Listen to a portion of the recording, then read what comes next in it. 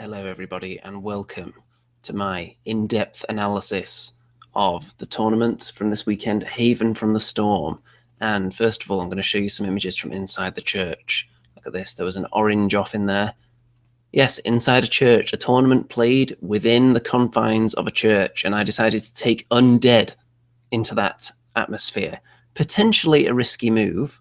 You never know what the good Lord might have to say about that and whether some of my dice rolls may end up being cursed. Look at this, me giving the evil cursed stare to the cameraman here, as you can clearly see.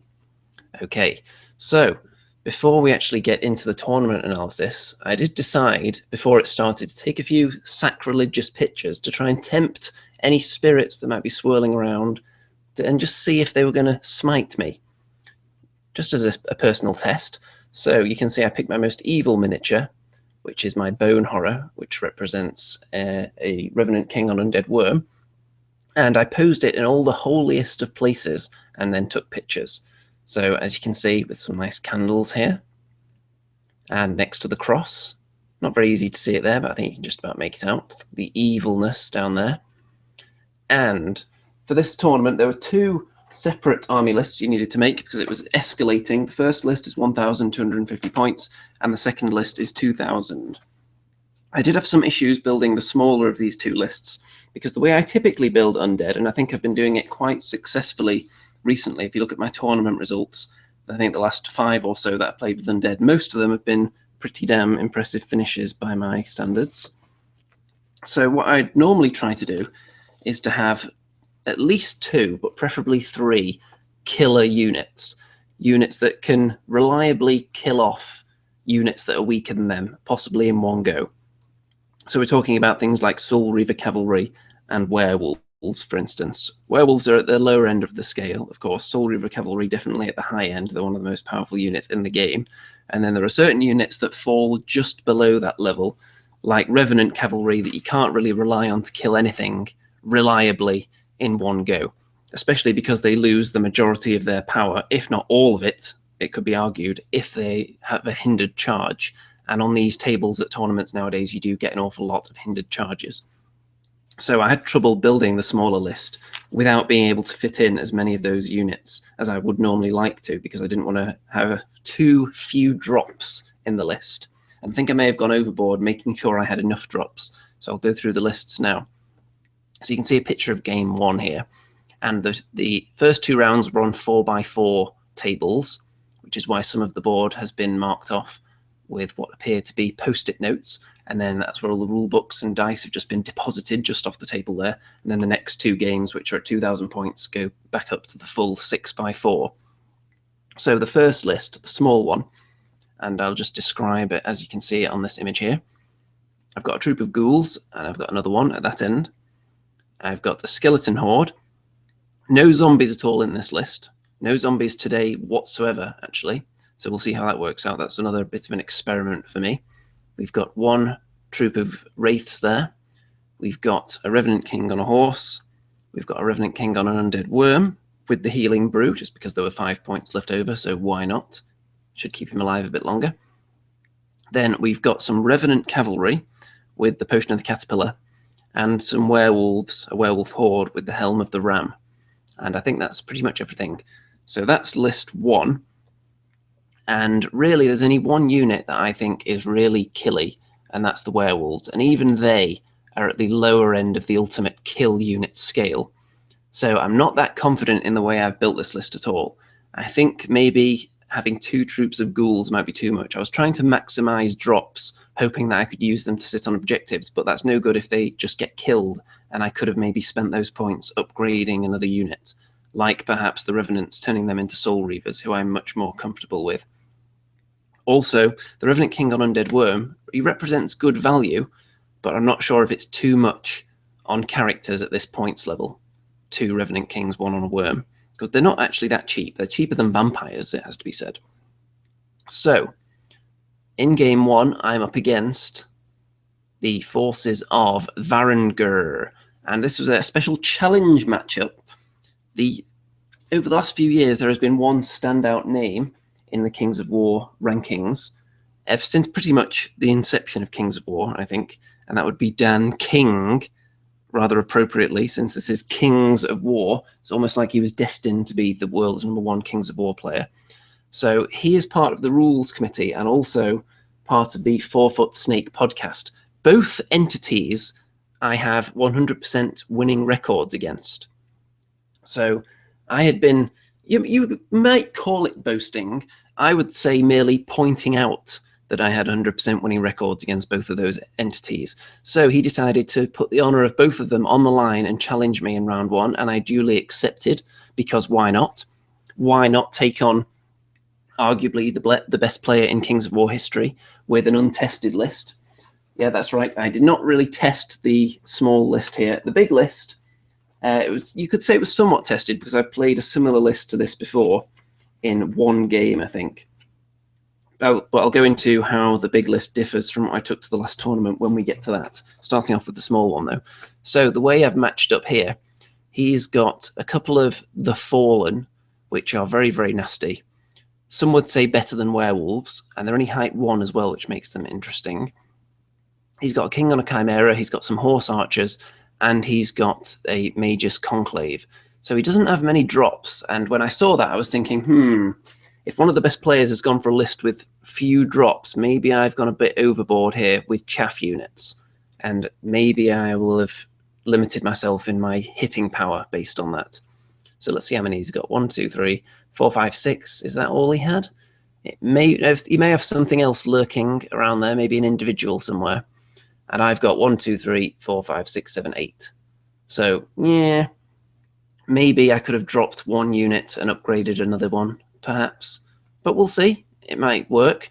This scenario that we started with is, I believe this one is secure, which is the one where you get victory points at the end of the game for holding terrain pieces as if they are objectives, so being within 3 inches of them. Obstacles are worth 1, everything else pretty much worth 2, and if it's entirely in the opponent's half, then it's worth double. So this table wasn't perfectly even on that account because my side of the table has 2 objective areas that would be worth 4 points if claimed by the enemy, and on the other side there was an obstacle there, so that's worth a little bit less to me. I think my opponent was able to pick the side, and that's why he went for that one, because there's more to claim over here. And my battle plan here was really, I saw that his army was probably a bit beefier than mine with those 2 units of the Fallen, whereas I've only really got the werewolves that I have any faith in whatsoever. The Revenant King is a little bit weaker than the King on Chimera, but I think I've got more backup, of course, with the chaff units as well. So my plan is to just hold up his left flank where he's got all of his meat, pretty much, apart from the king over there. But really, the main things I'm scared of are on this flank. So I've put a chaff unit of ghouls there and some werewolves just to try and keep them at arm's length and threaten them, because the werewolves do have the speed advantage.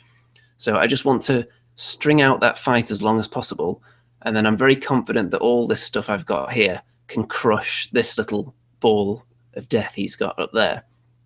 It's got the Revenant King on Wyrm, Revenant Cavalry. I think all of this eventually will wear down what he's got over there, and then I'll be able to kind of swing around onto this flank, and hopefully this area here, using the side of the house to prevent double charges, will allow me to hold this area for as long as required. We'll see whether that actually works, though. So you can see some nice close-ups of his units here. There's lots of LED action going on in here, especially with the 2 units of the Fallen, which are the mainly Dead Zone miniatures, actually, which have been painted very nicely. I think they were done very quickly as well, but they do look very tasty. Lots of purple and greenish goodness. And over there, yeah, I can't see any individual anywhere, so I think those may be his only units. Just 6. And on my side, you can see from the rear, I've put the Wraiths behind this building. Obviously, they are just going to fly over that and try and cause some mischief. And I've positioned them kind of in the middle, just in case it starts to go wrong on this flank. Then I can send them over there as backup. Not necessarily to win a fight, but Wraiths are annoying at slowing the enemy down because they can maneuver themselves into nice positions with their flying shenanigans. And I've got a Revenant King down there as well for any surging that might be required. I'm probably not going to be surging these skeletons because the Revenant King on Wyrm is more likely to be getting into combat. So he's probably not going to be doing that much surgery. Get it? Okay, so immediately He went first. I'm not sure whether I won the roll-off, but he probably did, because I normally encourage my opponents to go first. And he's moved right up these units onto the hill, including the horsey archers. The king has put himself in range of my Revenant king on Wyrm, intentionally baiting the charge, no doubt, which I may end up going for, because I wasn't particularly math hammering it out in my head, but I had a feeling that I definitely wouldn't kill that in one round, but I don't think he would kill me in one round either, even if he flank charged with these horse archers as support. I was fairly confident my king on Wyrm wouldn't die in a single round to that, so I'm not sure whether he would even attempt it, because that would get the cavalry flank charged by skeletons or ghouls or something down here. You can see that there's a laser out in play here. I think we were testing to see if the wraiths could see the fallen over there, and that may be why he actually pushes them backwards slightly. I think where they end up, yeah, he's making sure that they're out of the line of sight of the wraiths, because he doesn't want to be charged in there, and then potentially also a werewolf charge at the same time, because he wants to double up on his charges and maximize the hitting power. So you can see that I do go for it with the Revenant king on the Wyrm into his king on Chimera. My ghouls over here have taken a bit of damage from the shooting attacks, because the Magus Conclave has some shooting as well, and there's the horse archers. But over on this side, these ghouls actually get killed quite early from shooting, but that's not happened yet. I think it's from shooting that kills them anyway. Let's see. Well, they only take one actually, so they're not dead. But I do go for that charge. The ghouls have moved up. One unit of ghouls dies from shooting at some point. It may actually be this one. And the skeletons have moved up as far as they can go, which isn't very far at all. Up here, I've just moved the ghouls up, because once he started shooting me, I should have probably actually looked at his army list to see, actually, those shooting attacks aren't that bad. He's got fairly decent shooting here, especially against my list that has absolutely zero, so I can't just sit back as much as I would have perhaps liked to. So I decide I'm going to get a little bit more aggressive, push the ghouls up first. A worst case scenario, they get wavered from shooting, and I just have to delay any charges that I make, but he's still not going to be able to charge my werewolves, so it's not that big of a deal if the ghouls get wavered. And they do get wavered a lot, because they only have nerve 8, 10, so even putting 1 damage on them on average, you can still wave them from that. Let's see, did I show how much damage I did here? I did a few damage to this thing, not much, as expected, but I want to get into combat with it and stop it flying off at any of my other units. Turn 2. So he does go for the flank charge with the horse archers, which I was expecting him to do. It's debatable whether it's worth the risk for him, but with slightly above average rolling, he could potentially waver this guy. And over on the other side, he just repositions a bit. I think he actually moves backwards with some of the fallen, because he doesn't want them being charged by anything, especially my wraiths and my cavalry, which have moved up a little bit. He doesn't really want to be charged by anything at this stage. He wants to hold off and just pepper me with shooting, and he does actually kill the ghouls off this turn. So now my werewolves are in a bit of a tricky situation. Do they just sit there for the whole game and slowly get pinged to death, which maybe they should have done, looking at it now, and kept moving backwards maybe to avoid the fallen, but then one of them at least would have been able to run over there to help out on that side of the fight. It only would have taken 1 to chase them down if they'd already been plinked by shooting at all. Or do I just charge in and try and kill something? We'll see. These ghouls, yeah, these ones become wavered as a result of shooting from the Magus Conclave, so that's not ideal. They're kind of in the way there now. But they're not that essential, because I've got skeletons just off camera down here. So I've still got something to pull off that flank charge with, because the ghouls will be able to get out the way sufficiently. And that's exactly what I do. Skeletons in the flank of horse archers. Now, you wouldn't think horse archers could stand up to that much punishment. And the skeletons, with their 50 attacks in the flank, unhindered, you would expect to kill a troop of horse archers. But no, it looks like I only did about 3 damage, which is quite absurd. Now, there was a reroll per game in this tournament, but it was a reroll of up to 2 dice. You can't use it on end of turn or end of game or picking sides or anything like that. It has to be something within the turns themselves, but up to 2 dice. So it helps if you have a really bad nerve roll, but in no way does it help if you just completely fail with all your attacks and roll an obscenely low number of hits and wounds. So that could have been a big disaster there.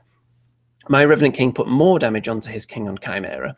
So had I killed these horse archers, which by all rights I probably should have done, I don't think there's any probably about it, 50 attacks, they should be toast, and put that damage onto him, he potentially could have killed off my King on Chimera next turn, but then he would have been left there about to be charged by skeletons, and I would have been able to get them surged into his flank possibly, depending how he was positioned and how I managed to position them. But I don't think it would have been too much of a stretch to think I could have possibly got them surged into a flank on him. It depends. There may have been a way he could set up that would have made it difficult, but they're such a long unit that it could have been possible. Who knows?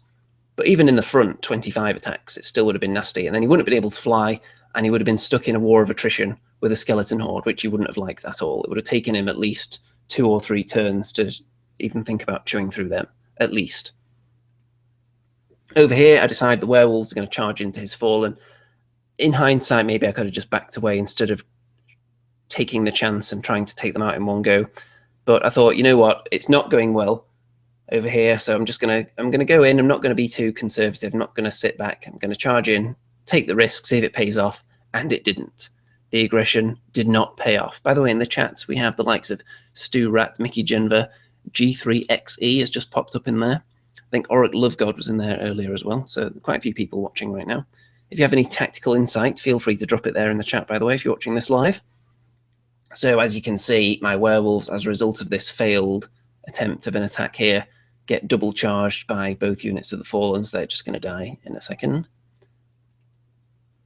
The Mage's Conclave moves up slightly on the hill, and yep, there's the werewolves that have been removed. Over here, because the horse archers were still alive, they were able to then flank charge the Revenant King on Wyrm again, along with the King on Chimera, and that was enough to kill him. So it took 2 turns of all those charges to kill him off. So quite unlucky over on this flank, and that's left my plans somewhat in tatters, because now I've got 2 units to get through. I'm not going to be able to charge the King on Chimera. He's going to be able to fly away and cause havoc. So it's looking very, very bad at this stage, and it's just kind of damage limitation because I'm running fairly low on units as well. Turn 3.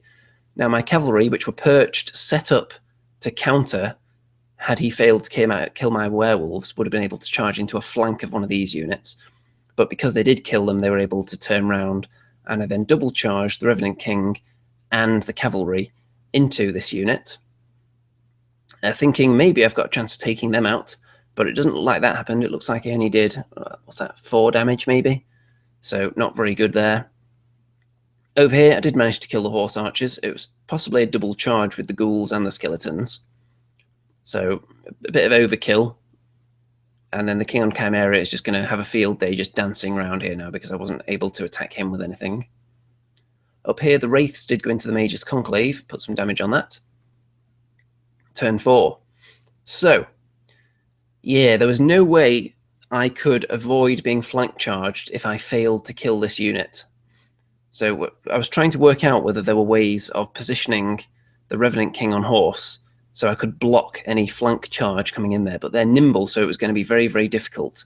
And the only way I would have been able to do it would have been to position him back here, which would have meant that this unit of Fallen could have just moved backwards and allowed them to go in that way, because the Fallen are fairly fast, so they would have left enough space for them to get in around the front. Well, the front-ish, it still would have been in the flank because the Revenant King would have been back here. So there was no way for me to avoid that when I failed to kill this unit. I think it was slightly against the odds that I was going to kill them, but it was worth the try, I think. It was definitely worth the risk because it needed to be done if I was going to have any chance of salvaging this game. Also, this tournament doesn't penalise you for losing units, by the way. The scoring system is based purely on the result and how much you kill, not the difference between what you kill. So it's worth kamikazing units in, unless it's someone that you're in direct competition with in the league table. So you can see here that the Chimera, because I wasn't able to attack it, and I couldn't kill the Mage's Conclave with the Wraiths, he was able to get a flank charge on them. Wow, and they're going to die. Up to this point, by the way, I've totally forgotten that the reroll actually existed. So I maybe could have used it on the nerve roll on the Conclave and possibly taken out that. But I just forgot there was a reroll. Because everyone had the reroll in this tournament, they didn't give out tokens for it. So because there was no token, that probably prompted me to forget that the reroll actually existed. So I didn't use it during this game. And everything's just lined up facing the Chimera, but it's not going to help because he can just fly over them. The Revenant King goes into these Fallen, and he's not going to do much to them, though. And then he's going to get double charged by them. And with my skeletons facing the wrong way, the Chimera, of course, just hops over them because he's fairly damaged. So a charge from a skeleton horde could actually kill him. So it's wise to hide. And if he were to get killed, that would leave him in a pretty tricky situation because he's not going to be able to get over here with too many units to finish off the skeletons, which are unharmed, and the ghouls. And that would give me some units to hold on to the objectives then, which are the terrain pieces. So it would be pretty dicey for him if he got this guy killed with silly positioning. But of course, he's not going to do that because he's not silly. Over here, look at all this damage that gets piled onto the Revenant King, but he gets a double one. It's not going to affect the game at this stage, but it is quite funny that he was able to hang on there. And turn 6. So you can see here that I was forced to turn around to face this guy because I didn't want to be rear charged by him, but because of that I had to give up rear charge to the horse archers. So the skeletons may end up dying from this. And these Fallen are just trudging their way over to take some terrain pieces, no doubt. And there, he's dead. Revenant King dead.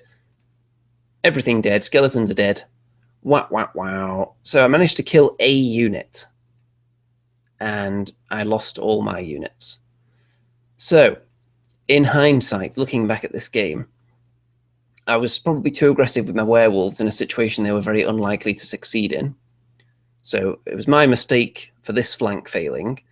On this flank, though, I am going to put that one down to bad dice rolling because the skeletons should easily have killed the horse archers that were over here in one round in the flank. And then that would have given me the advantage on this flank, which would have made it very even heading towards the end of the game. If the other flank had gone exactly the same as it did, still, and this flank had gone well for me, which it probably should have done, looking at the units we had there, then we could have been looking at a very close result in the end there. And even if I'd not won the game, then maybe I could have got a draw out of it with those units surviving. But as it was a crushing defeat. And that means that my strategy for this tournament is now going to switch to the submarine technique, which is, of course, to lose your first game and then just work your way up, playing against the players that aren't necessarily top of the ladder, and then just jump your way into the top, the podium positions in the last round. So we'll see how that works out, shall we? And our Pygmalion says, beautiful minis and tabletop. Yes, all the terrain was very nice at this tournament, actually. And they had the lovely battle mats as well.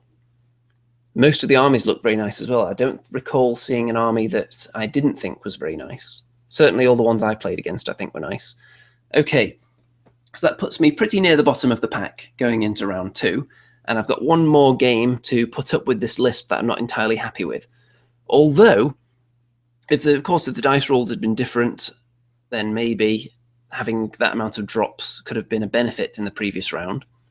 In this round, we have Ransack, which is where there are various tokens that you place around on the table, and they're worth a different value for each one. So it's random, D3, how much each one is worth, and then you place it. So for my strategy here, looking at my opponent's army, which was Abyssal Dwarves with no shooting whatsoever, I had no shooting, I thought, you know what? If it comes down to a straight smash-in-the-face kind of fight here, I think I have a slight edge. Maybe I was wrong in thinking that, but we'll see. But I just felt fairly confident if these units just mashed together in the middle, because I've got the speed edge mostly. I've got werewolves. I've got the more powerful flying unit. I've got wraiths, which I think are better than gargoyles. I've got my Revenant Cavalry. I've got the Revenant King on a horse, and my ghouls for chaff units. He's got gargoyles. He's got some grotesques and half-breeds, which are pretty hard-hitting, but they're not actually that survivable. He's got a half-breed champion, I think it is. He's got a couple of regular units, and he's got some berserkers as well. So my strategy here, because I rolled very high on the D3 for the objectives I was placing, so I put both of them right in this corner, as close together as possible, and thinking, well, if I get that side, I don't have to advance. I'm just going to sit back and let him move into my charge range because I've got some quite devastating fast units. where some of his fast units are more chaff-like with his gargoyles. So that would invite him onto me if I get that side. And there's a hill there, which would be quite a nice spot to defend because he doesn't have anything above height 2. So everything he has is lower or is the same height as the hill and can't see over it. Whereas I have a height 4 monster who can see over the hill. The grotesques actually might be height 3, possibly. I'm not sure about that. But I've definitely got the tallest unit. So I'd be fairly confident. And it flies, of course. So a flying unit seeing over a hill would give it quite a great charge range and lots of options. Whereas his unit that might be above height 2 can't see over the hill. So that's what I was thinking there. But he won the side choice. So he picked this side with the objectives on it. So he's probably going to sit back a bit and I'm going to go towards him. So you could say it backfired, put the really expensive objectives over there. And I'll show you where the other ones ended up. So the one here, let's see. There's a 2 and a 1, which are that one and that one. And this one over here is a 1. And I think that's all of them. So there's 2 3s up here, which we'll see when we look at his army. There we go. You see the gargoyles there. So looking at his army, he's got, I think I've already gone through what everything is. There's this guy as well. I think he is a slave driver. And on my side, you know what everything is, but the way I've lined it up, I've used the ghouls as skeleton chaff because he's got his cavalry on this side, so I don't want to be charged by them directly in the front. Double charged on the skeletons would probably kill them in one go. Don't want that. And over here, everything else, this is all my fast stuff. I'm going to advance it right up to the hill and wait for him to come onto the hill because I'm going to be able to charge over it with him. So I'm going to be able to lay in the first strike, and then I can send my ghouls up onto the hill as chaff to block up any potential charges if I want to advance onto the hill with, for example, the werewolves. Then he wouldn't necessarily be able to charge them because I can use the ghouls to block that. I can also use the Revenant King in a similar role as well if need be, and then countercharge. So turn 1. And it looks like he won the roll-off because I wouldn't have taken first turn otherwise. I usually like to go second in these events, especially when there's objectives that need to be sat on, which is good for shenanigans in the last turn. So you can see here that I've moved this guy right up as far as he'll go, and he's looking over the hill. No one can see him. He can see them. All his cavalry is over there, so he's not going to be able to charge any of my stuff over here because it's safe with the hill obscuring the view of them. The only things I'm going to give him to charge are things like ghouls and then ultimately the skeletons, which I'm happy to give up to hold up his hard-hitting left flank there. This is just my, like the big tar pit, really. And over on this side is where I'm going to do all the hard hitting and try and break through his weaker infantry units over here and not worry too much about the cavalry yet. So you can see he's advanced a bit. He is messed up by this hill. He doesn't move onto the hill. So he's still staying back a bit, but he is moving towards that objective with the gargoyles, and his grotesques going to be in charge range. I think they are speed 7 or 8, and the half-breeds are 7 or 8 as well. So he's got a bit of speed, but not quite as much as I have. And his gargoyles, of course, are fast, but they're very feeble. Now, I had a choice here. Which unit do I charge with my Revenant King on Wyrm, or do I charge nobody and just wait? Instead, I decided to take quite a big risk, actually, and charge the slave driver. His nerve isn't that high. I thought I could actually kill him here, but I only did 2 damage. So it was quite a poor roll there. I would have been expecting maybe 4 damage there. However, and that probably would have been enough to get a waver on him, at least maybe kill him. And I did waver him, but didn't do much damage. And the position I've been left in now means I knew I was potentially going to get flank charged by one or both of these units. But that flank charge would leave them open to a potential counterattack, especially if they don't kill him. This unit at least would end up on the hill, because there's slightly more of the hill here. You can see it sticks out there, and this whole thing counts as the hill, including the base. So if they didn't kill him with this unit, they would be exposing their flank to my werewolves, my wraiths, my ghouls, and that could be bad news for that unit if they don't kill him. So we'll see, because even if he charges in this flank, I think with the way that's angled, he could still end up being on the hill there if he doesn't kill him. And even if he does, he would probably rotate face forwards and then possibly wouldn't be on the hill. I'm not sure. It's difficult. We'd have to get right in there and work it out. I don't think we did in any great detail figure out whether it would have been on the hill. Let's see. Stu Rat says he's got purple in his army. You're doomed. We'll see about that. So you can see here that what I did also when I charged in there was to move the ghouls and the werewolves onto the hill, which were presenting the threat in case the charge in the flank didn't leave him on the hill. I was just assuming it wouldn't for safety reasons, because it was going to be really annoying working it out with the way the hill curves around. So I moved those units up onto the hill to make doubly sure. The Revenant Cavalry down here, because I was pretty sure this unit were going to end up on the hill if they charged in. This one maybe less so. That's how I remember it in my head. I could be wrong though. But these guys didn't want to be in the hill and get charged by his cavalry, so they stayed just off the hill.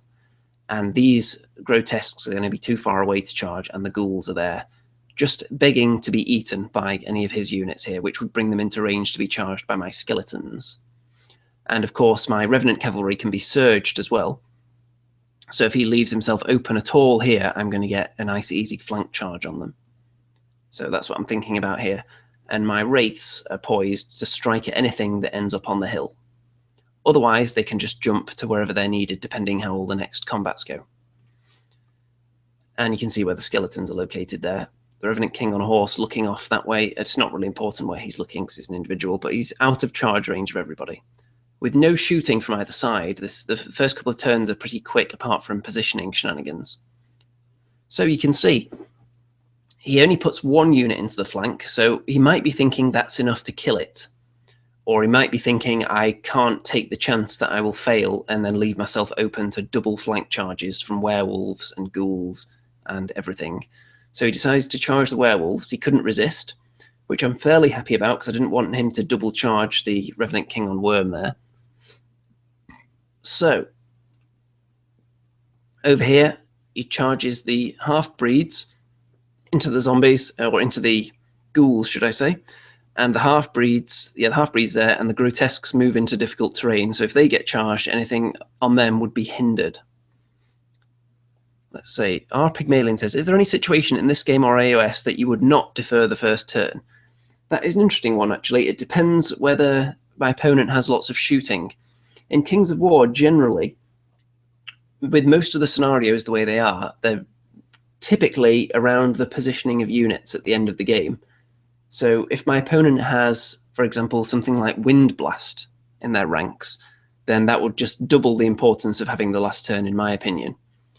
And being able to dictate with the last turn who jumps onto what objectives is quite a big deal, if you ask me. If my opponent has lots of long-range shooting and I've got an all-combat army, there is a good chance I will go first, because I'll want to close in on them and minimize the number of shooting turns they have.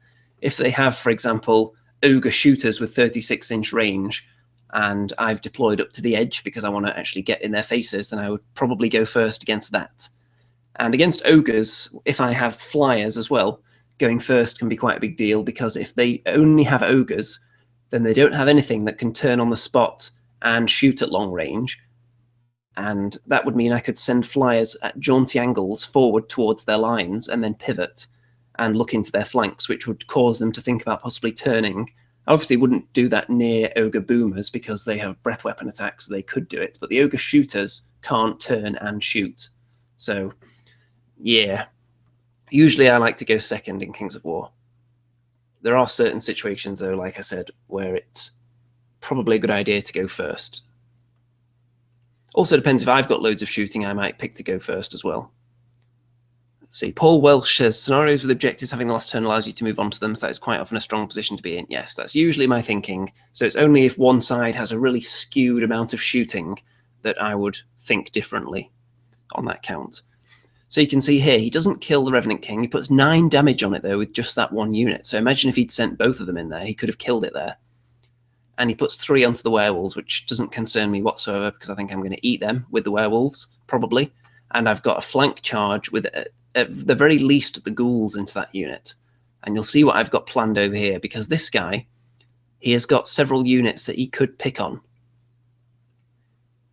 So he does kill the ghouls on this side with half-breeds, as expected, but they were pretty much just bait.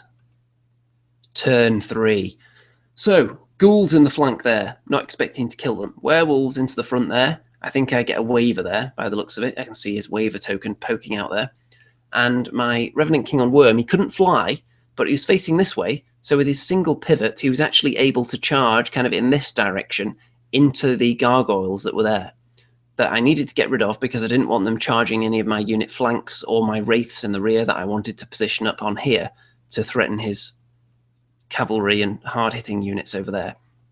So they needed to go, and then I was able to kill them and turn around to face this unit of berserkers here, which are probably going to charge me. So the ghouls in the flank did 4 damage there. And these ones, it looks like they took quite a bit. For them to be wavered, it was a decent amount of damage there. And again, I'm going to say, for this game, I totally forgot that I had the option of a reroll at any point during the game again.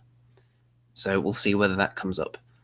You can see here that my Revenant Cavalry, I flank charged his half-breeds because I was able to move up there and then surge into the flank with the Revenant King. However, look at that. I can't tell because that guy's tail is poking out over the dice whether that is 7 or 8 damage.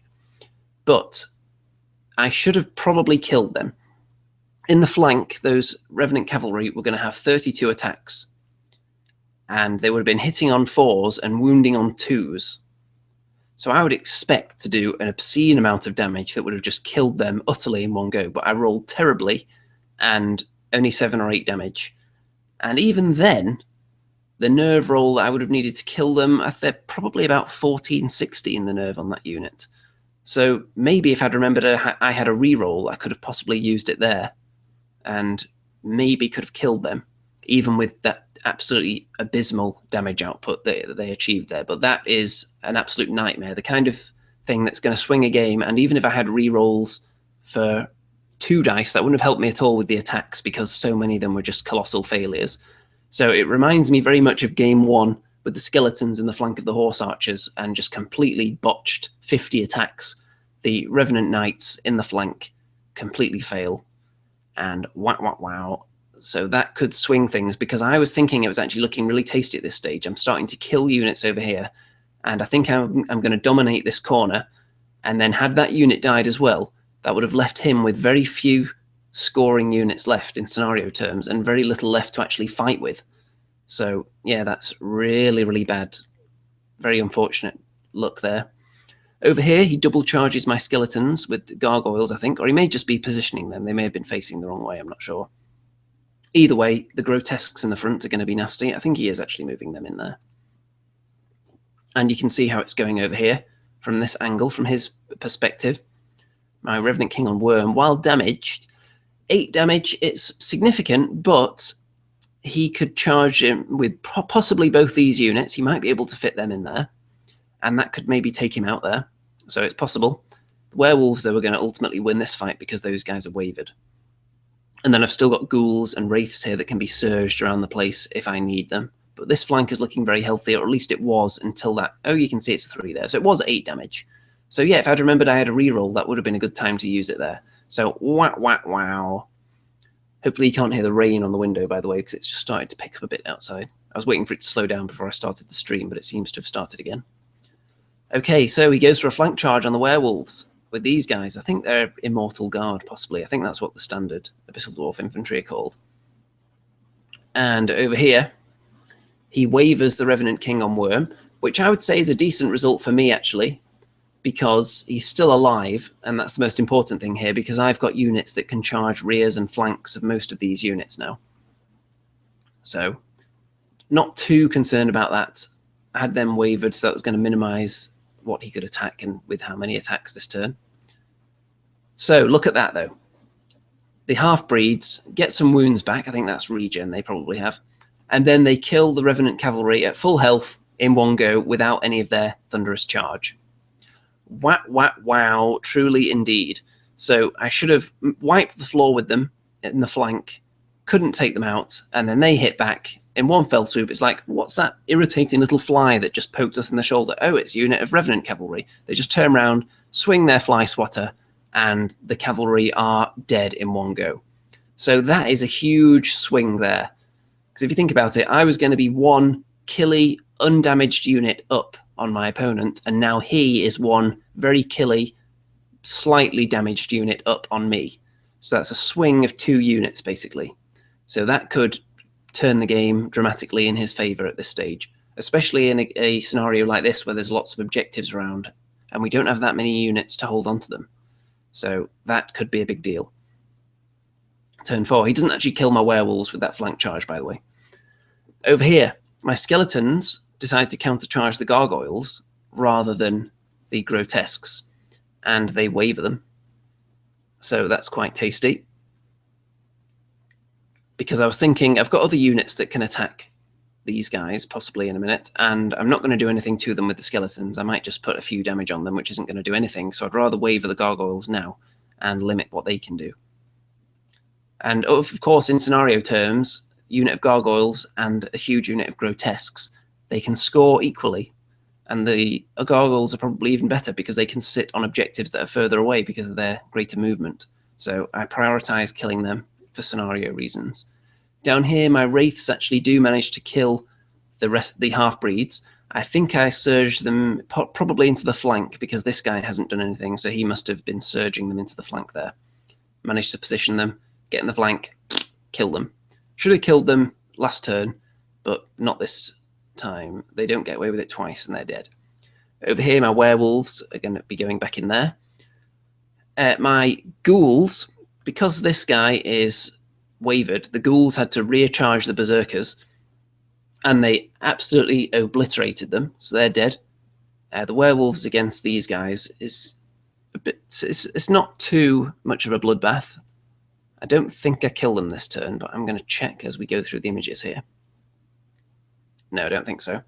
So you can see that in his turn, he charges his slave driver into my Revenant King because he's obviously not going to do a lot of damage, but he's at death's door here. He's on 13 damage. So if you could put one more on him, on average, you could actually get rid of him. But I don't think he does damage him. Over here, he goes back into the flank of the skeletons with the grotesques. He does some damage. I don't think he kills them, though. And the half-breed champion into the wraiths. So here you can see the werewolves are stacking up damage. And the wraiths take a bit as well. Skeletons are dead, but they did their job for now, wavering the gargoyles. And these grotesques are now staring across the battlefield, and they are going to cause me some serious trouble. I would have really liked to have my Revenant Cavalry still alive to face this threat. But oh dear. Turn 5. So we've got to start thinking about the scenario now. This guy, Revenant King, has moved up behind them. I don't think he wants to be charged by them, and he wants to be around for surgy shenanigans. The wraiths move out of charge range of them. Don't want to be charged by them, but I don't want to charge them either. I want to keep the wraiths alive because there's objectives they want to sit on, and they are damaged. Over here, the werewolves do ultimately win the battle against the, I think they're Immortal Guard. If I've got it wrong, I'm sure someone will let me know.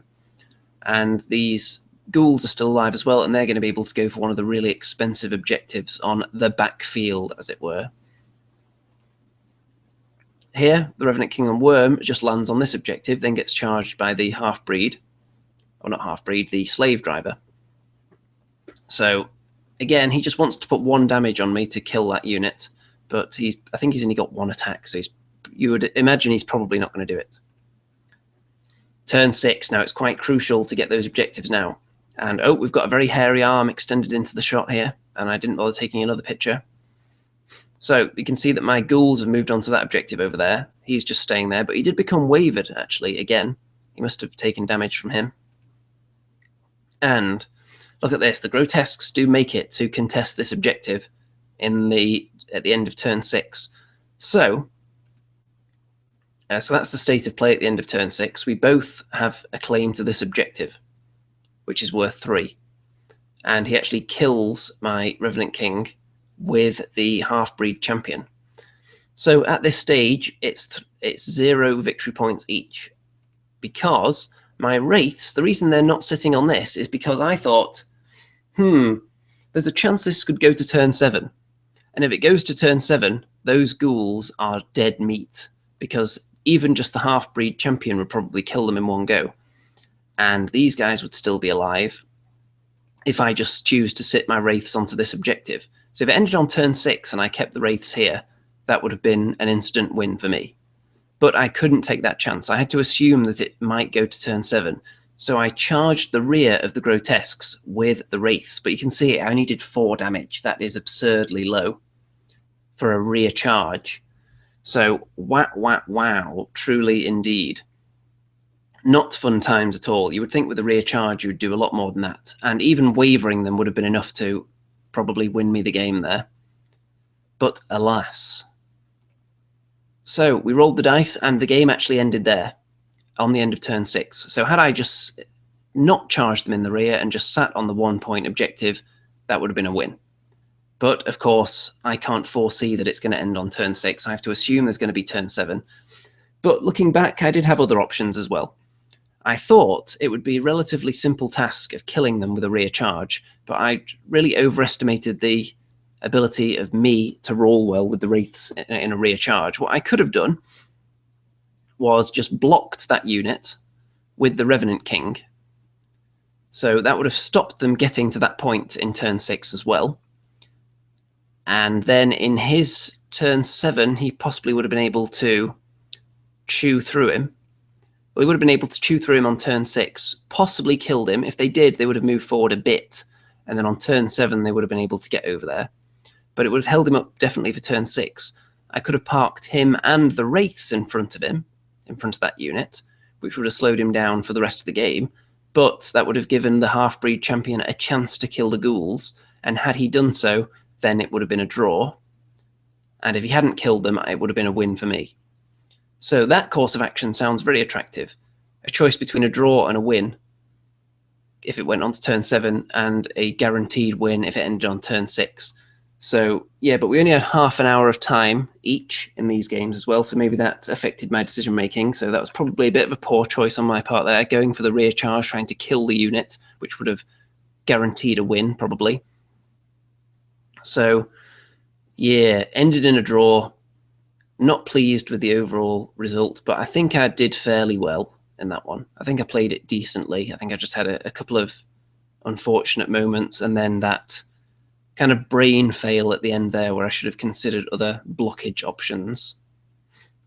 Okay, this is where I'm more confident now, because we're going into game 3, and it's time for the ultimate meat list. So no more of that shoddy little 1,250. This is 2,000 points, baby. 2,000 points of juicy undead. And I think I'm actually on the bottom table now after a loss and a draw. So wow indeed. That small list turning out not to be very successful at all. So in this game, I am up against dwarves. And they don't have any Brock Riders. No cavalry at all. They do have some artillery, though. There's 2 cannons and 2 organ guns. So looking at the lay of the land here, and the scenario is eliminate. So there's no objectives here. It's all about the bounty units. So my 3 most expensive units, which I'll go through my list first, actually. So Skeleton Warrior Horde. You'll notice lots of things are the same as my small list, but not quite everything. We've got 2 troops of ghouls, 2 troops of wraiths this time, so one of them has been added into this list. We've got the werewolves still with the Helm of the Ram over there, so they're the same. The Revenant cavalry are out, and I've got 2 regiments of Soul Reaver cavalry instead. One right here and one up there with a mortis engine in it, with wolves running alongside it. So one of those units has the Potion of the Caterpillar, which is this unit here. And the one with the mortis engine on has the Blood of the Old King. And I think that's a really good combo for Soul Reavers, because obviously hitting on 3s and then usually wounding on 2s or 3s, the ability to become elite and vicious for 1 round. There's usually only 1 round where you fight something that's absolutely beastly and meaty. So cashing that in once per game on some really juicy target, I think is a really good cheap item for them. It's only 15 points. So that can just really tip you over the edge if you're in a battle against something that's really, really beefy. Then I think that's a good choice for them. We'll see how it works out, though. And, of course, Potion of the Caterpillar, very handy because it stops them losing their Thunderous Charge too and keeps them hitting at a high-quality level as well. I also have 2 Revenant Kings on horses this time. There's one right there and one here. One has the Blade of Slashing, and the other one has a horn, and it's the Lute of Insatiable Darkness that's representing. So he's going to be able to Bane chant people, potentially, if I'm not fighting with him at the time. Then I've got a Revenant King on Undead Wyrm, who has been deployed all the way down this side on his own for this game. And he has the Healing Brew again, so he's exactly the same as in the small list. So there's a lot of similarities between the lists, but I just have that ultimate wall of meat, 2 Soul Reaver cavalry regiments and an extra unit of Wraiths and another Revenant King on horse. So I think with that added meat, I think this is quite a potent list here. So I'm very, very confident going into this game because my three most expensive units, should I say, are the Soul Reavers, which are of course defense 6, and the Werewolves, which are not the easiest to pin down, especially when there's no cavalry around. And I looked at the lay of the land and thought there's lots of terrain that none of his units can see over. The only thing he's got that's bigger than the hills are his Greater Earth Elementals, which are over here. So I'm not worried about them. All his shooting is not going to be able to see over the hills, the woods. There's a big piece of terrain there as well. There's a house over here. So I didn't want to position on this side because I'd just be walking through difficult terrain to get to his war machines and shooting, basically, which I didn't want. So I positioned pretty much everything down here, so he's going to have minimal opportunity to shoot. He's got some hordes. I think they're probably ironclad. He's got a horde of shooters there. He's got some crossbows. He's got another small unit there. He has got 2 cannons, 2 organ guns, the Earth Elementals, and he's got a Stone Priest as well who can surge them around. So there's some shenanigans he can pull off there. So my plan here is to just hold up half his army with the Revenant King on Wyrm by dancing it round them. He has got some surgible units, but they're not that fast, so I can still fly away from them quite significantly and use all this cover here, just sit in between it, threaten his flanks, and cause this entire part of his army to be staring over here. I think his bounty units are this horde here, that horde in the middle, and he's got a king on a beast as well, mounted on a bear in the middle. So nothing on this side has the bounty, which is where all my army is. So I'm going to annihilate this flank using the cover to avoid the war machine fire, and then sweep round with my fast cavalry and werewolves and just crunch over the flank after distracting them all with the Revenant King on Wyrm. That's the plan anyway. We'll see if it actually works out in practice, won't we? The good thing about hills, they're going to block the view, but I can walk over them freely. So that's perfect against war engines. You can approach them pretty much unscathed, and also you can just march straight over them. Unlike difficult terrain, which I'll be marching through, some of the units would be slowed down as a result of that, and then I could just be shot for longer and also be completely in the open. So on this side, that's the strategy. Let's see if it works. And just running down the armies. It's a very nice battle map, this one. It looks like kind of sea theme they've got going here. So this side of my army is where all the juice is. You can see the tokens on my bounty units. There's one on the werewolves, they have one. And there's one on the top of the mortis engine there for the Soul Reavers. And on his side, there's the war machine battery in that corner, facing off against most of my army. He's got a token on the bear, he's got a token on this unit, sitting between them. And he's also got a token on this horde of shooters over here as well. So I'm fairly confident here. I don't think he's going to have an easy time killing any of my bounty units, and I think I will kill a lot of his should I get near them. But we'll see, because he may just sit back and try and pepper me with shooting and reposition himself to counter my deployment, because I do have to come to him if I want to get victory points, because I have to kill them in close combat to actually get the points. And I don't have any shooting anyway, but he's going to have to kill mine in close combat to get points as well. But if he whittles me down on the way in, I'm still going to have to go in, so it's worth sitting back and shooting probably. Let's see. Auric Lovegod said, Andy's losing. It's the whole bringing evil to a church thing. Yeah, I don't think taking undead into a church and then posing the miniatures on religious, sacred, holy areas and taking pictures was a good idea. Probably not.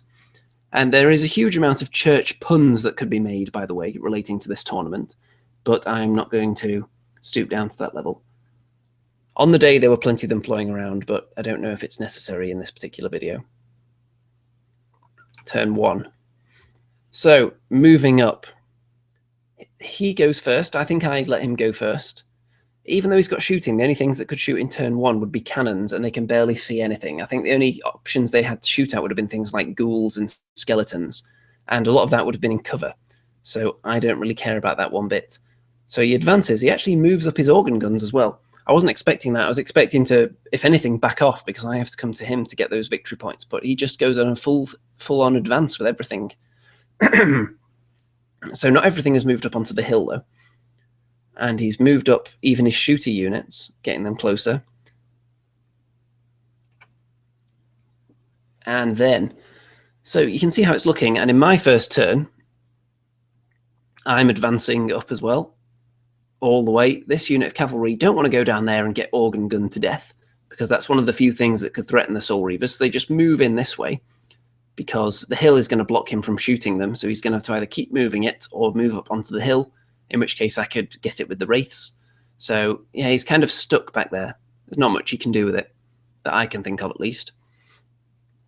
And moving on, you can see the holy glow actually of the Lord himself was shining in through the windows, and made the photography a bit trickier on this game, because there were certain areas that were entirely scorched by the sun and others that were left untouched by those harmful rays. Okay, so he's moving up a bit again with a lot of his units. Kind of. I think so anyway. Let's see. Are we on turn 2 yet? I don't think we are. Okay, now we are. That makes sense.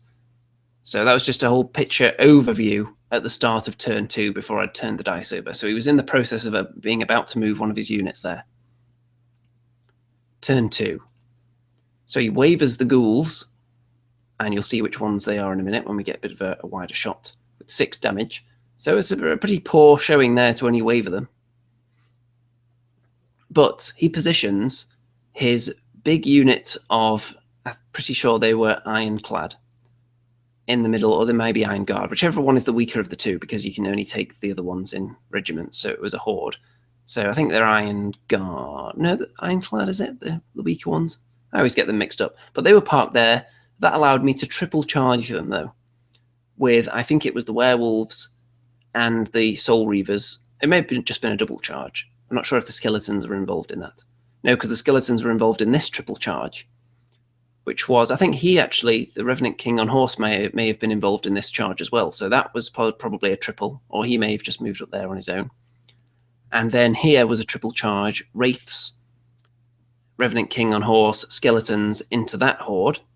And I did a fair bit of damage, but couldn't actually waver them with that attacking power. So he's going to be able to hit back there. But who's he going to attack? That's an interesting one. Do you attack the Wraiths and take away their flying power? Maybe kill them in one go? Do you take out the inspiring presence of the Revenant King, or do you try and make a start on whittling down the Skeletons? So he's got choices to make, and he's got his king back there on a large beast, who will be affected by that decision as well, because he could free up a charge lane for him, potentially. And here there's a combat between the ghouls and the crossbows, but I can't remove them with just ghouls. Over here, the Revenant King on Wyrm is making sure that those guys can't shoot him. And he's also staring across the lines because there's some war machines over here that he wants to charge. Over here, I've just positioned to mangle his war machines in a minute. The Revenant King and the Wraiths are going to be able to charge into those units very shortly, if he doesn't kill them, which is unlikely. So I'm going to start eating this flank for breakfast, and I'm not sending any significant point values towards them. I've not got any of my Soul Reavers involved in this. You can see in the middle that the other unit of Soul Reavers just working their way around this way to where I think they'll be needed, because this flank for the dwarves is just collapsing at this stage.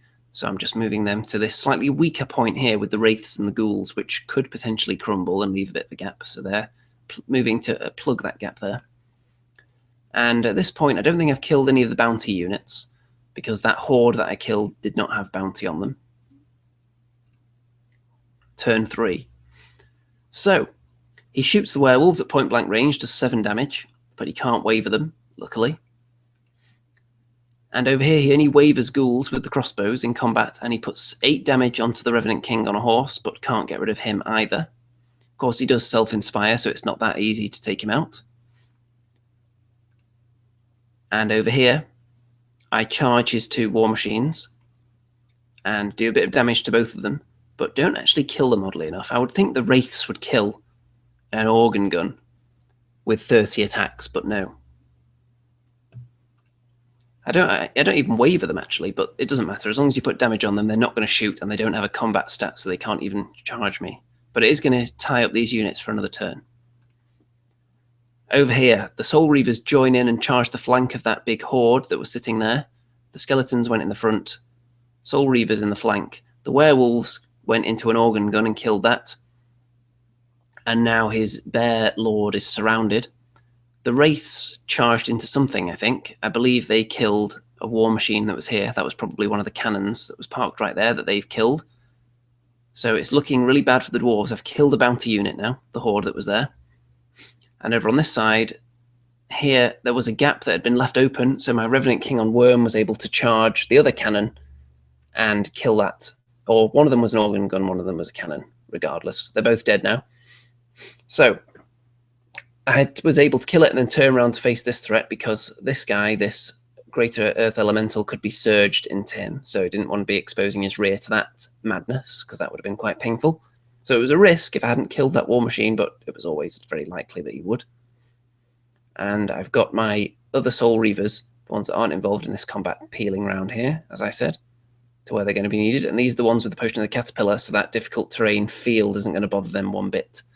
And this guy, Revenant King on Wyrm, he's done his job, he's killed a machine, and he's tied up all those points for all this time. So very good investment there. That allowed me to just crush the rest of his army unopposed. Nice close-up of this area here. You can see the Stone Priest as well. So if you're ever faced with a flyer that's dancing around you, you want to find the most efficient way to deal with it as possible. And clearly he wasn't able to do that here because he's got a lot of points invested in chasing this one model around. And you can see he is going to turn that Earth Elemental round and surge it in there. But I don't see what he's going to do to win this game now. He does charge his bear into somebody, I think. You can see the bounty unit the bounty token that I've won there. Turn 4. So he charges into the ghouls again, I think, but he doesn't kill them with the crossbows. So that's a bit unlucky. Over here, he does go in there. And he charges the werewolves with his king on large beast.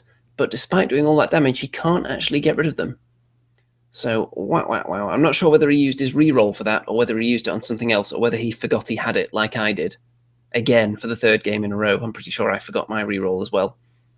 So he may have forgotten it, or he may have used it there and just failed badly twice. I can't remember. But he was unlucky there not to kill the werewolves with the king on large beast. Over here, the war machines are dead. The Wraiths and the Revenant King finish them off. And over here, the ghouls charge into whatever that guy is. It may be a standard bearer. I don't think it's the Stone Priest. No, I think it's just to the left of this, so it'll be the standard bearer. I think that there is a standard bearer in there. Over here, the king on large beast is dead. He was double charged, countercharged by the werewolves that were lucky to live, and then the Soul Reavers in the flank as well. So he is toast. So the werewolves are making their way in this direction. The Soul Reavers don't have space to pivot because the werewolves are right there. You can see I don't actually kill that standard bearer there. Over here, the ghouls and the skeletons were enough to kill off the crossbows, and he's really running out of units now. Over on this flank, you can see that the Soul Reavers charge into one of the Earth Elementals, and the Wraiths charge into the front of his shooter horde. They were the only unit that could actually make it there, and I just wanted to stop them shooting next turn, and then wait for my other units to get there as backup, because they were going to get toasted alive big time. My Revenant King and the Greater Earth Elemental are having a good bash at each other. They've both got high crushing strength, so they're both able to do quite a bit of damage to each other, but they don't have that many attacks. So eventually, with the units I've got coming in to support, I'm going to win that, because I've got a Revenant King on horse there helping out as well. Turn 5. So the Soul Reavers are still fighting this Elemental, who is also fighting them back. He is pushing this unit back into combat again, and the horde of shooters have put 1 damage onto the Wraiths. He does 3 onto the Soul Reavers. Over here, though, I wipe out the middle of the table, so I think it was just the standard bearer left over here. He's dead. Soul Reavers making their way across the table now. And the werewolves are poised to strike in the last turn as well. I kill off the Elemental. This one's still alive at this stage. And over here, the Horde takes more damage from the Wraiths, but they're not dead yet. And we're on to turn 6. So what does he do first? Well, he countercharges against the Wraiths with the Horde. He countercharges the Elemental back into the Soul Reavers. I think those are the only units he has left now. The Stone Priest actually is running around somewhere. I think he's fighting the Revenant King on Undead Wyrm down there. So he's just trying to do his bit, do what he can. So at the end of that, he doesn't really do anything to the Wraiths. He puts a tiny bit more damage onto the Soul Reavers. Soul Reavers, in War of Attrition, they're not that easy to take out because they're earning 2 wounds back with their life leech every time they hit you. And with their stats, they're very likely to inflict 2 wounds. So, pretty tasty. My turn 6, I kill off the Horde because the werewolves are able to come around and join in. The Elemental gets killed with the combination of ghouls and the Soul Reavers, so he's only got his Stone Priest left alive, which survived being charged by my Revenant King on Wyrm somehow, and I think this guy may have charged it as well, I'm not sure. So that survived, but we do get turn 7, and he's only got 1 unit left. And I get Wraiths into that because I thought, you know what, I'm not sure if I've ever actually completely tabled someone before, because they always run away like a standard bearer, just run him into the corner of the battlefield and I don't get a chance to catch him. So I thought, you know what, I could finally achieve that feat. So double charged with the aid of Surge, I think, into the Stone Priest and ripped his head off. So he's dead. It's a tabling, and I didn't actually lose any units either. So I think that's the first time that's happened for me. All my units survived, and I completely wiped out everyone in the opponent's army. Now, he did get unlucky because he should have killed the werewolves. They should be dead because his king on large beasts should have killed them. And then that would have made his Horde possibly survive for another turn, but when it went to turn 7, they would have died regardless. So maybe he would have killed another unit as a result of that, because I would have been slower getting things over to this side. So yeah, it could have been a tiny bit closer, but it wasn't going to change the overall result. I think he probably should have sat back a bit and not been as aggressive. And his War Machine placement as well, I think he will be regretting positioning them near all that blocking terrain. If he'd positioned them in this corner, with the difficult terrain in front of them, kind of aimed at the hill as I came over the hill, then he could have maybe had more luck there. So yeah, and I was able to tie up half his army with just 1 model flying around them as well. That didn't help matters. So a huge win. That puts me back up to mid-table almost at this stage, going into round 4. So my submarine tactic hasn't worked that well because I drew game 2. But a big win here, that's put me back on track to finish comfortably in the top half anyway, if I can get a big win in the next game. So the next scenario is, I think this one is Secure, is it? Or Occupy? Maybe Occupy. I think Secure is the terrain one from the first game. I think this is Occupy. And this is where there's one objective on each side that is the primary objective of the opposite side's force. So I'm trying to claim the token on his side, he's trying to claim the token on my side, and there are some objectives in the middle as well that are worth 1 point. The one on each side of the table is worth 2 to the side that's trying to claim it, and 0 to the side that are defending it. So you really want to be going forwards. And I came up against the League of Rordia with triple volley gun madness, with an engineer as well. And in fact, I think I've got a copy of his list right here. So let's go through it a bit, shall we? Because it's quite a tasty one. He's got 2 units of militia, just regular regiments with crushing strength. He's got a Dogs of War unit, which you'll see how that completely confuses me at some point during the game, needlessly, might I add, with the Hammer of Measured Force. He's got 2 units of Ranger Cavalry with those. He has got 2 Hordes of Honor Guard, which are very, very tasty. Almost as good, arguably better than Soul Reaver Cavalry in some ways. They have higher nerve. They have more attacks. They just have lower defense. And they also have Iron Resolve as well, which is nice, but of course they don't have Life Leech, which is arguably slightly better. And one of them has got the Potion of the Caterpillar, and the other one has Wine of Elvenkind to become nimble. So there's a fair bit of difficult terrain on these tables, so they're going to be able to ignore some of that.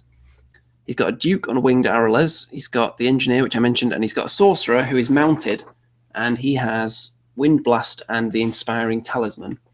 So Wind Blast, yes, that's a big flag, a big red flag that goes up when you're on a scenario where you need to be controlling objectives at the end of the game.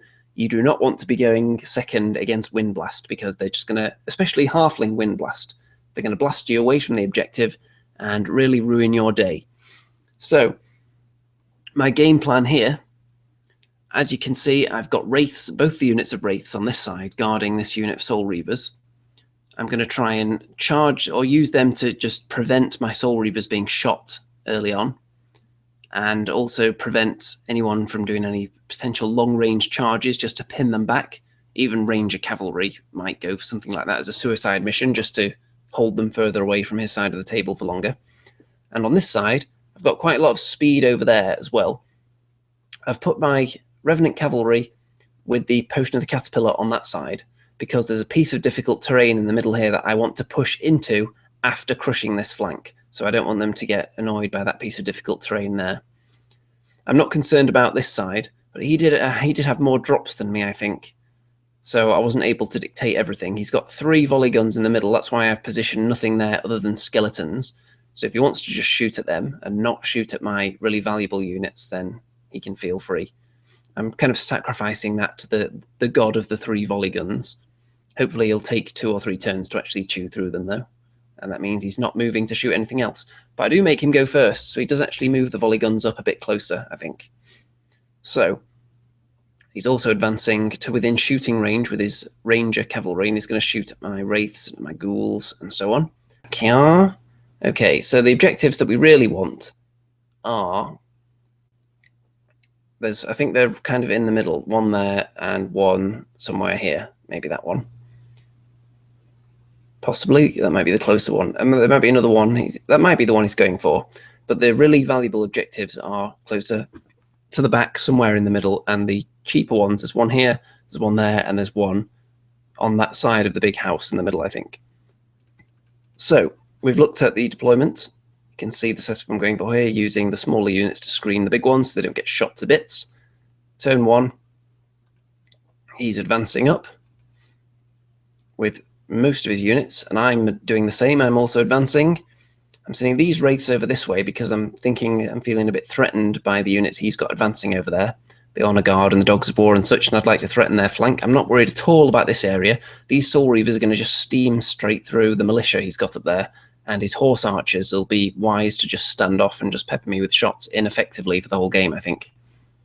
So, up here, he's moved his Honor Guard kind of onto the hill and his flying Arrowles up there as well. So I've put my Revenant King on Wyrm within charge range. If he wants to send his flying Duke into my Revenant King, I'm giving him permission to do so.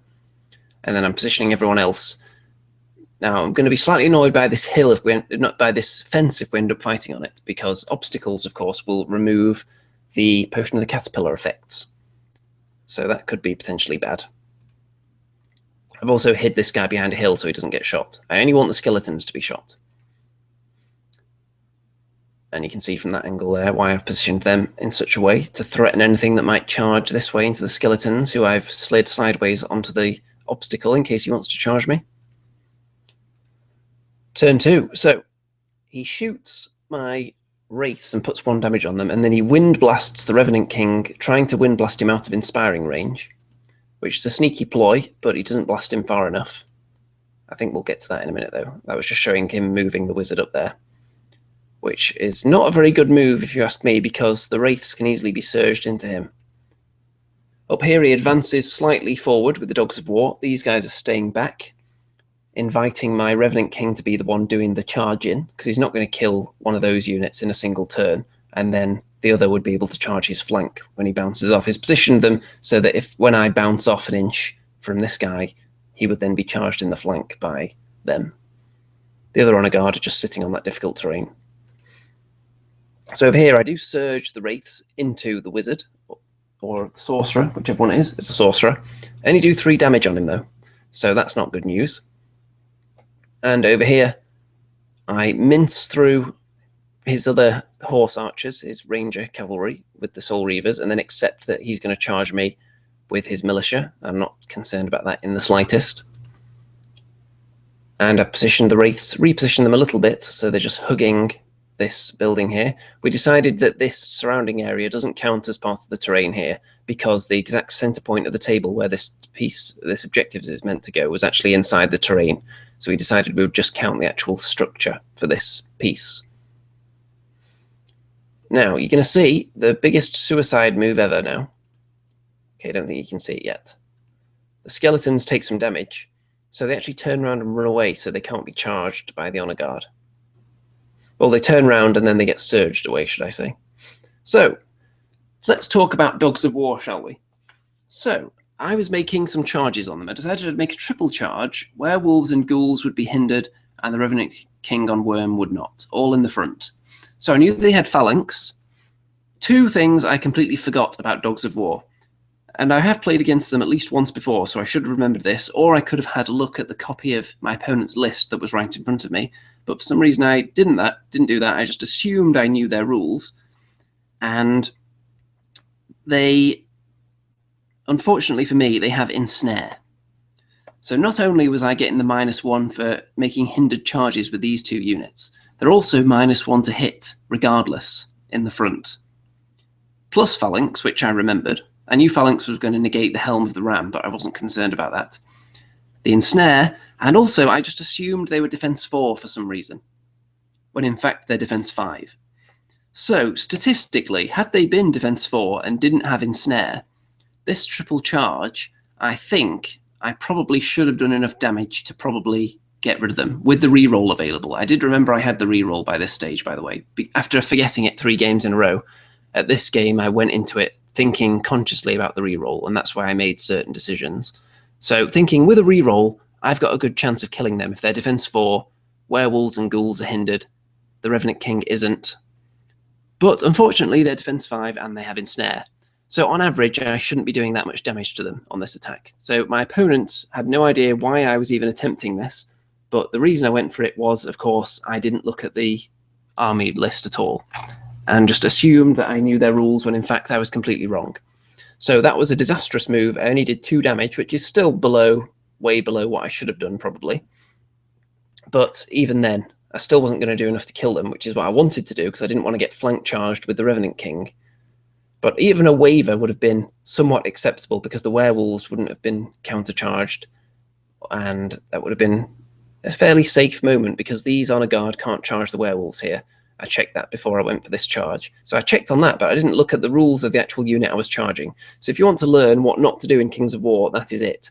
Do not charge into a unit without knowing their rules. That's the important thing.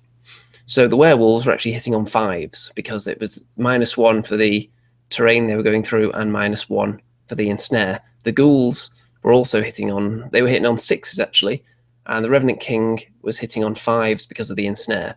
So I assumed he was going to be hitting on 4s because he wasn't making a hindered charge. So I was banking on doing a ton of damage there, and I didn't, through entirely my own fault. Can't blame dice rolls for that. It was just me badly playing Kings of War.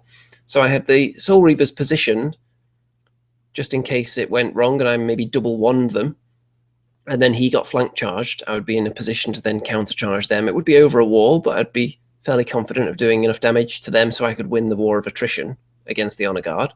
Because if hitting them first, which I would be, then they wouldn't get their thunderous charge, which makes up a lot of their damage output. So turn 3. The Soul Reavers are going to just munch those. What are they called again? I've got the list right here. The militia. So I'm just going to eat them. Not worried about them at all. This flank is going fine. On the other flank, you can see Revenant King charged in the flank by honor guard. Not what I wanted. Werewolves countercharged by Dogs of War. Not what I wanted. Ghouls left alone because they're terrible, as you'd expect. So the skeletons that were loitering around here got shot by the organ guns, or the volley guns, should I say. So 2 turns of shooting was enough to kill them. The werewolves take 6 damage, so it's not too bad. The werewolves survive, but the Revenant King on Wyrm dies. So I've definitely paid the price for this horrendous blunder here. I've barely damaged that unit, and I've now put my werewolves in a precarious position, wounds-wise, and the Revenant King is dead. So he was my inspiring presence over here, and he's just good on his own anyway. And I've thrown all that away in one foolish moment.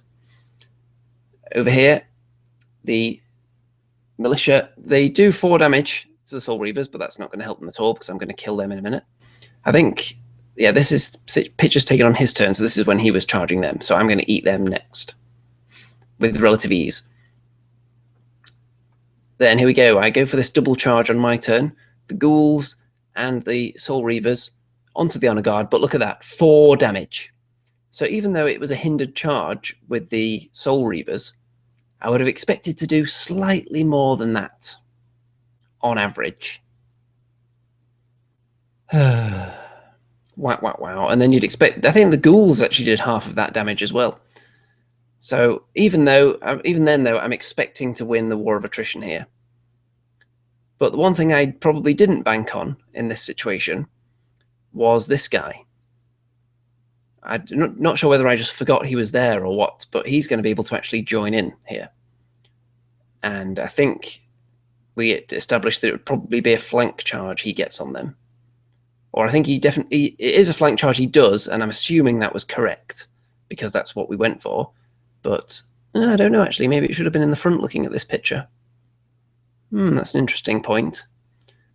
Because these guys are on the hill, I'm not sure whether he should have actually... I suppose he's on the hill anyway, so I'm sure he could have seen them. But yeah, I'm not sure whether he would have had a flank charge there. That's an interesting one. That does look suspiciously like a front one to me. Maybe we did that wrong. Anyway, I made another foolish blunder and forgot another element of the Dogs of War. So I nimble charged the werewolves around the Dogs of War because I didn't want to get stuck in a war of attrition with them, charging them in the front into the ensnare wall again. So I nimble charged around into the Honor Guard, did 5 damage. That's a start.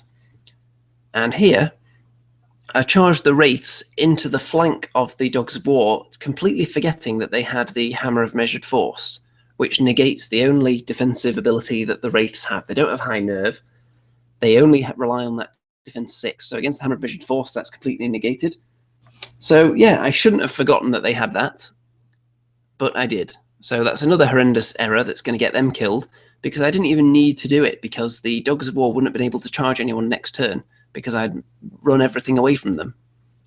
So, wow, another horrendous blunder that could lose me that unit, probably.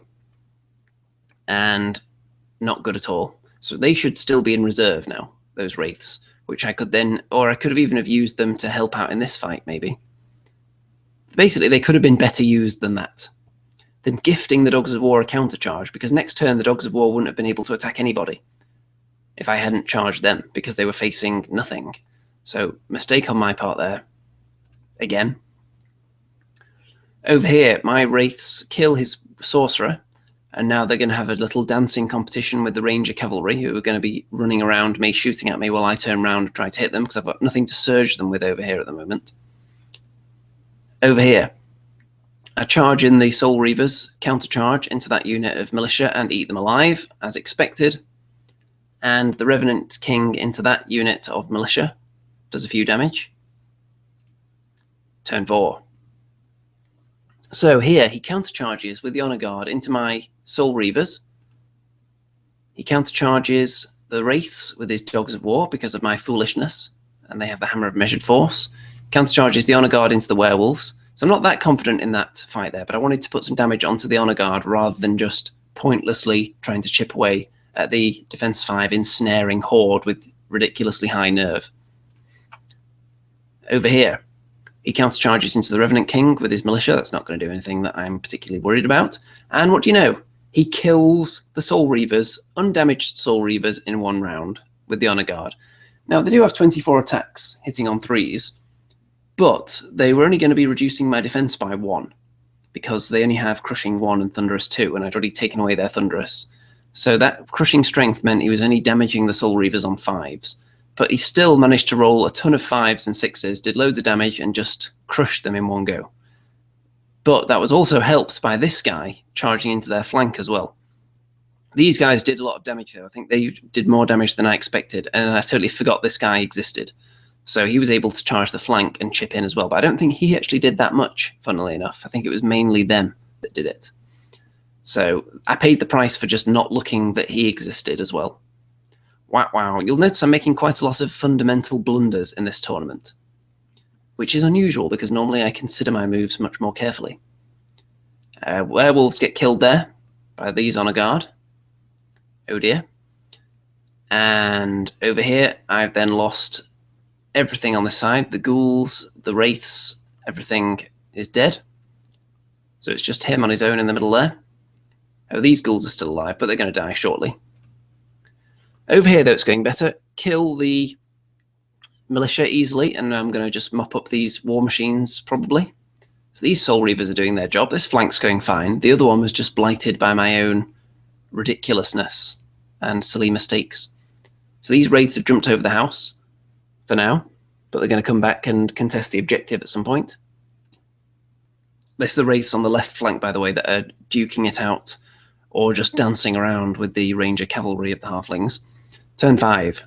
So the Wraiths get killed by the Honor Guard, as expected. The Ranger Cavalry just sitting on the objective. The Wraiths are just up there somewhere. And these Honor Guard move on to that objective, and the Dogs of War move on to that objective.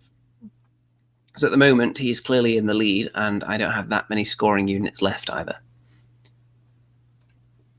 So my Wraiths jump back over there, sitting on that objective. If he wants to go after me, he can, but I just don't want him to get points there. I kill off the war machines easily with the Soul Reavers and the Revenant King. So I've completely mopped up the centre and the left flank, basically. It's just my right flank that was a total disaster. Turn 6. So I charge the Revenant King into the Honor Guard, just to make a start on them. And I charge the Soul Reavers into something else that was blocking the way, I think. Or actually, this may be on his turn. I think I charged them last turn, and he charged him this turn. So he did a bit of damage to him. The Winged Arrowlez is moving on to that objective there, out of the charge range of the Soul Reavers. And the Honor Guard are taking that objective. So he's sitting on a lot of objectives, and there's only so much I'm going to be able to kill. So they don't do anything of note. Okay, so you'll notice the Honor Guard are dead. He set the Honor Guard up, so I would have to make a hindered charge on them if I wanted to with the Soul Reavers. However, I think this guy actually dies, you know, as a result of that. Because I don't see him anymore after this image. So he may have been killed. So I charged the Soul Reavers into the flank of the Honor Guard, or I think it was in the front by this stage, wasn't it? Yeah, because they'd countercharged him, so they were looking that way. I think they did kill him, though. So that guy, to stop the charge being hindered, stepped into the difficult terrain and just sat on the edge of it, so they wouldn't have been able to go into the difficult terrain. So they had to pivot there and then just charge straight in rather than going through it, I think. I think they may have ended up clipping it if he wasn't there. I think that's what we worked out anyway. So you can see that into the Honor Guard they go, and I use the Blood of the Old King. So full frontal charge into the Honor Guard. It's going to be hitting on 3s, wounding on 2s, cashed in the Blood of the Old King, which meant that out of 20 attacks, I did 19 damage. I somehow managed to roll 1 and then 1 again on the 2 wound rolls with the Blood of the Old King. So that was only 19 and not 20, but obviously that was enough to completely eat them alive. And this is the possibly coming into the end of the game now.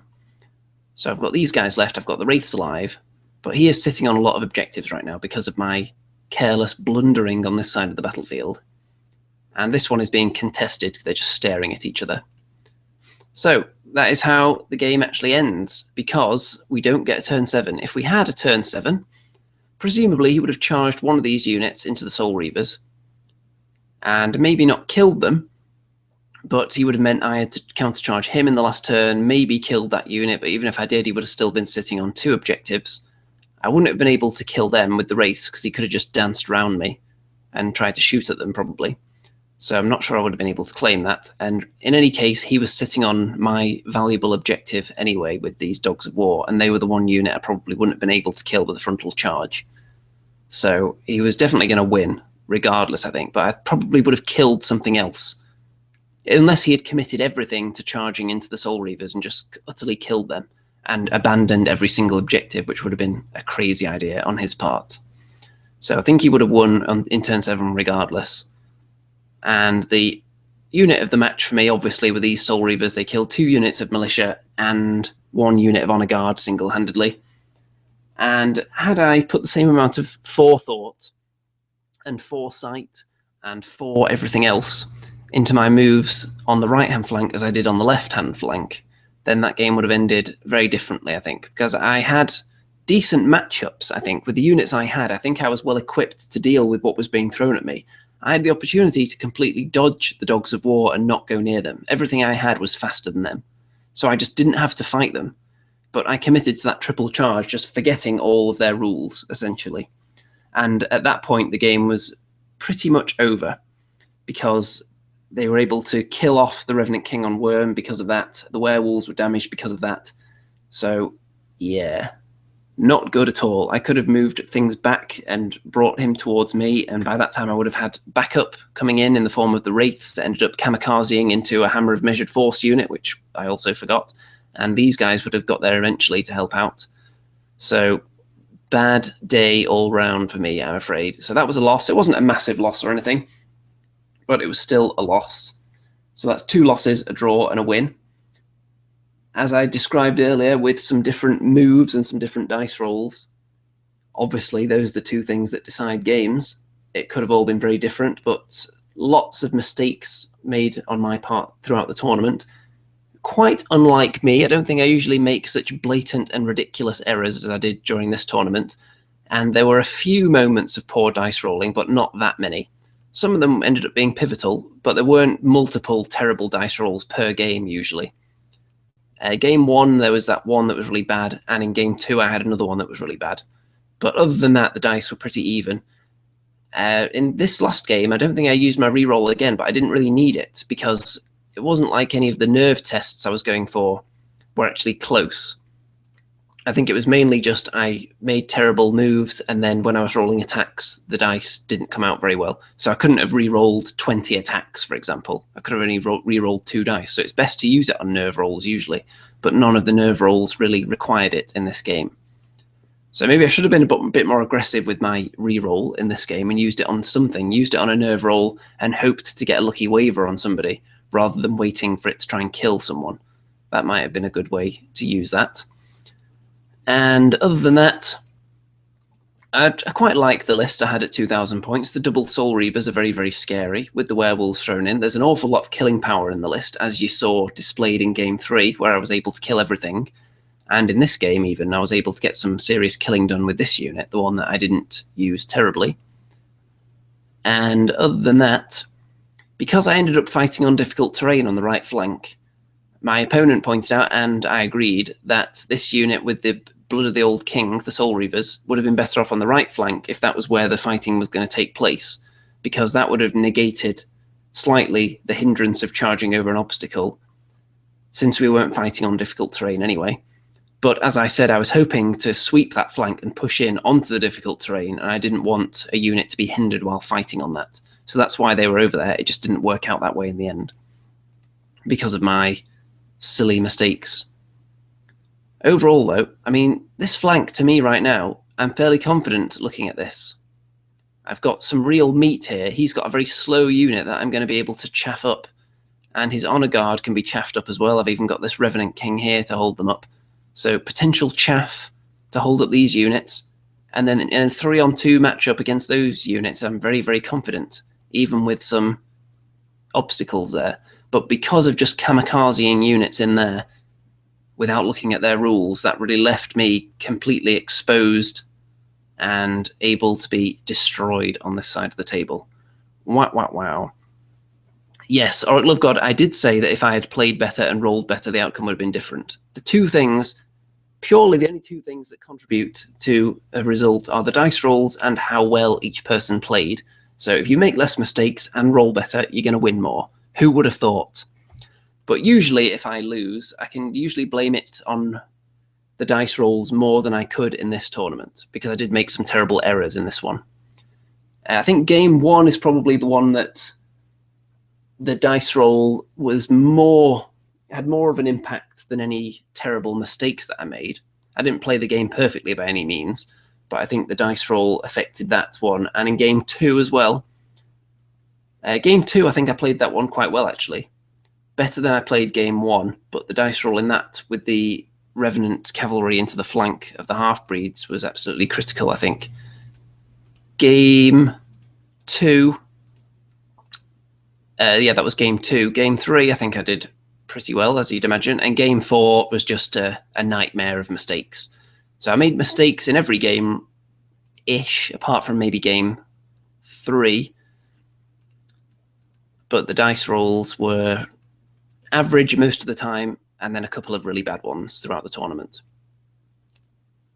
On the balance of things, though, you can't really argue. When you make mistakes, that's part of playing badly, and you pay the price one way or the other. I also didn't really like my 1,250 point list.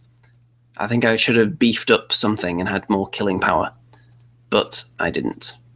The mistake I made in game 2, which you can see in action here, was in the last turn when I had a chance to kind of chaff up his 1 scoring units that he had left, and I failed to do so because I went all in for the kill.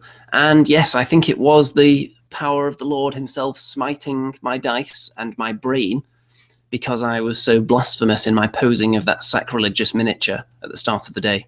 I think that definitely had something to do with it. Thanks to everyone who's been watching this and sat through that 10-minute period when there was nothing on the screen because my internet decided to die for some reason, and it took a while to come back. If I can't chop out that part of the video, I'll try and put something on the screen or in the description to let people know to skip that if I can. Here's game 1, where I think it could have gone very differently if I'd successfully killed those horse archers with a flank skeleton charge. But even then, I would have been hoping for a draw out of this game since I was against such an experienced player and against a list that I think was a good one as well with the 2 units of the Fallen. So I would have been happy with a draw there, and I think I would have had a chance at it if things had gone better on that flank. So I think my best game was clearly game 3 with the huge win. My worst game, even though game 1 was my biggest loss, it was by no means my worst performance. That game 1 was less down to my mistakes than game 4 was. Game 4 was just an absolute farce as far as my brain was concerned. I don't know what was going on there. But I should have been looking at unit stats, and I should have been remembering items that units had, is the key thing there. And unfortunately, I neglected to do both those things, and they are fundamental parts of any war game, and they're things I usually don't overlook. In previous tournaments, I would have charged into units and then asked what they did when I get there, but I've moved a little bit away from that now since I've got more experience and played against most of the armies and know what a lot of them do. So I don't need to be so careless anymore, but unfortunately, I was. And I paid the ultimate price of finishing, I think it was 10th or 11th out of 14 players, despite getting 1 absolutely mammoth win. So, wow, very poor indeed. So, not very pleased with that performance at all. Fairly pleased with the 2,000 point list. I may give it a try at some point again, maybe not in the next tournament though, because I'm thinking of switching to goblins for the next tournament. The other option, of course, is to try out another list I've been tinkering with for Undead. There's 2 things I want to try again. One is bringing back a vampire. After removing a vampire, after they were knocked down from defense 6 to defense 5, I thought I'd experiment life without vampires. So I may end up experimenting and bring a vampire in, maybe a flying vampire on a horse, perhaps. So he's height 2 and can fly around causing absolute mayhem. I might look into that. And there's also the possibility of the triple or quadruple zombie legion. I don't know whether I have enough models for the quadruple, so I think it would be triple. But I do want to try that out at some point. I've got enough movement trays and models to do a triple zombie legion and still bring soul reavers, werewolves, wraiths. I would be lowering the amount of chaff that I have, but I think I could still fit in a unit of skeletons maybe. I'd be doing without ghouls, and I'd have to scale back the characters I bring to that one as well. But there are things I want to try out, definitely. As far as goblins go, I've got a list pretty much in mind of what I want to try next. It involves a lot of trolls. The next tournament, I think, is Ultibash 4 or 5. I can't remember what we're up to now. But that's coming up in a few weeks. So I'll have to tinker and have a couple of practice games with Undead and Goblins and decide what I want to take to that one. But I'm still undecided at this stage because I don't want to end with Undead on a very sour note like this was. But there are things I still want to try with them.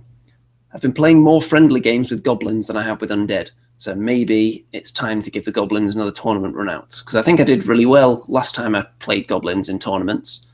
I've had my highest ever tournament finish was with goblins. That was second at the Woodland Realm. So might be worth it giving them another go. Mickey Jennifer says, is there Andy and Rem show tomorrow? Yes, there should be. Unless there's some adverse conditions and my internet dies, maybe. Sean Blake says, hey peeps. Oh, you're a little bit late there. You may want to go back to the beginning of this video if you want to see the entire tournament breakdown and then skip through the 10 minutes of blackness that there was in the middle while my internet died. And I'm going to have to address that at some point. All right, Love God says, yes, more vampires. I concur. So yeah, people want to see vampires, and I'm definitely going to tinker around with a list and try and fit a vampire back in there. I'll see what I can do. So I think I've covered pretty much everything, my thoughts on all the games and my lists and the units therein. If you have any thoughts on my selection of units, on the makeup of my list, on my tactics during the game, or if you're talking about Game 4, my lack of tactics, or my lack of looking at my opponent's stats, which is a pretty basic thing you should be doing in Kings of War, then let me know your thoughts on that. If you've got any tips, anything you'd like to see, any army unit combos you'd like to see in battle reports, for example, something you'd like to see tried, then let me know in the comments. Don't forget to check out all the various links in the description, all the social media goodness and so on. And I will catch you next time. If the next video of mine you're watching is a Kings of War tournament report, then I hope it's a slightly more successful one, because this one was blasphemous and not a very good performance at all. So I'm going to say ta-ta for now, folks, and I'll see some of you tomorrow and some of you a little bit later than that. Ta-ta.